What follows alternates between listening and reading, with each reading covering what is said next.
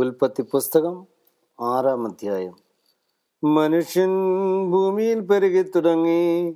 അവർക്ക് പുത്രിമാർ ജനിച്ചപ്പോൾ ദൈവത്തിൻ്റെ പുത്രന്മാർ മനുഷ്യരുടെ പുത്രിമാരെ സൗന്ദര്യമുള്ളവരെന്ന് കണ്ടിട്ട് തങ്ങൾക്ക് ബോധിച്ച ഏവരെയും ഭാര്യമാരായി എടുത്തു.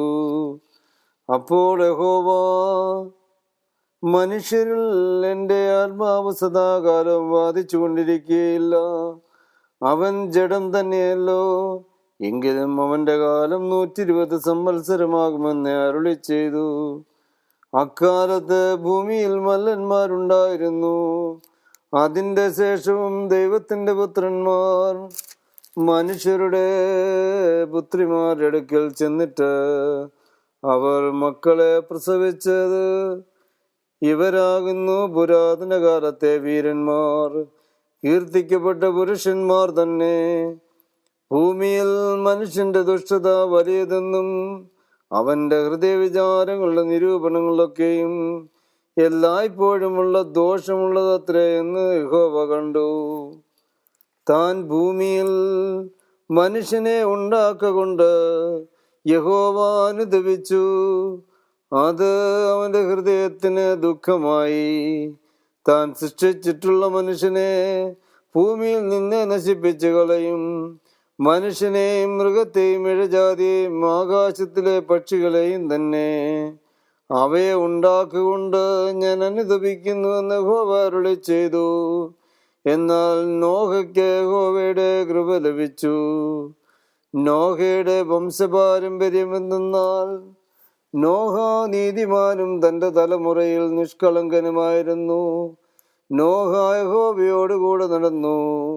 സേം, ഹാം, യാഫത്ത് എന്ന 3 പുത്രന്മാരെ നോഹ ജനിപ്പിച്ചു. എന്നാൽ ഭൂമി ദൈവത്തിൻ്റെ മുമ്പാകെ വഷളായി. ഭൂമി അതിക്രമം കൊണ്ട് നിറഞ്ഞിരിക്കുന്നു. ദൈവം ഭൂമിയെ നോക്കി അത് വഷളായി എന്ന് കണ്ടു. സകല ജഡവും ഭൂമിയിൽ തൻ്റെ വഴി വഷളാക്കിയിരിക്കുന്നു. ദൈവം നോഹയോട് കൽപ്പിച്ചതെന്തെന്നാൽ, സകല ജഡത്തിൻ്റെയും അവസാനം എൻ്റെ മുമ്പിൽ വന്നിരിക്കുന്നു. ഭൂമി അവരാൽ അതിക്രമം കൊണ്ട് നിറഞ്ഞിരിക്കുന്നു.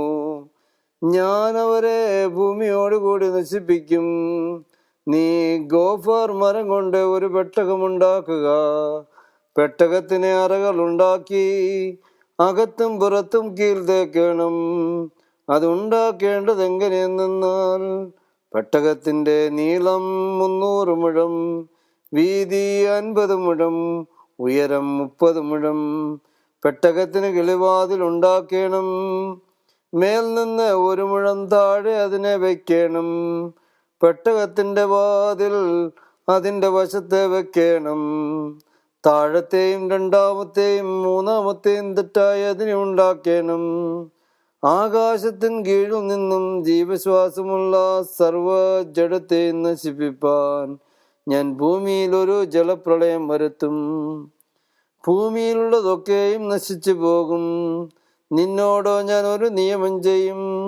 നീയും നിന്റെ പുത്രന്മാരും ഭാര്യയും പുത്രന്മാരുടെ ഭാര്യയും പെട്ടകത്തിൽ കിടക്കണം. സകല ജീവികളിൽ നിന്നും സർവ്വജഡത്തിൽ നിന്നും തന്നെ ഈ രണ്ടിനെ നിന്നോടുകൂടെ ജീവരക്ഷയ്ക്കായിട്ട് പെട്ടകത്തിൽ കയറ്റണം. അവയാണും പെണ്ണുമായിരിക്കണം. അതത് തരം പക്ഷികളിൽ നിന്നും അതത് തരം മൃഗങ്ങളിൽ നിന്നും ഭൂമിയിലെ അതത് തരം ഇഴജാതികളിൽ നിന്നൊക്കെയും ഈ രണ്ട് ജീവരക്ഷയ്ക്കായിട്ട് നിന്റെ അടുക്കൽ വരേണം. നീയോ സകല ഭക്ഷണ സാധനങ്ങളിൽ നിന്നും വേണ്ടുന്നത് എടുത്ത് സംഗ്രഹിച്ചു കൊള്ളണം. അത് നിനക്കും അവയ്ക്കും ആഹാരമായിരിക്കണം. ദൈവം തന്നോട് കൽപ്പിച്ചതൊക്കെയും നോഹ ചെയ്തു. അങ്ങനെ തന്നെ അവൻ ചെയ്തു. ദൈവമേ, സ്തുതി നിനക്ക് യോഗ്യമാകുന്നു. ബാറയ്ക്കുമോ.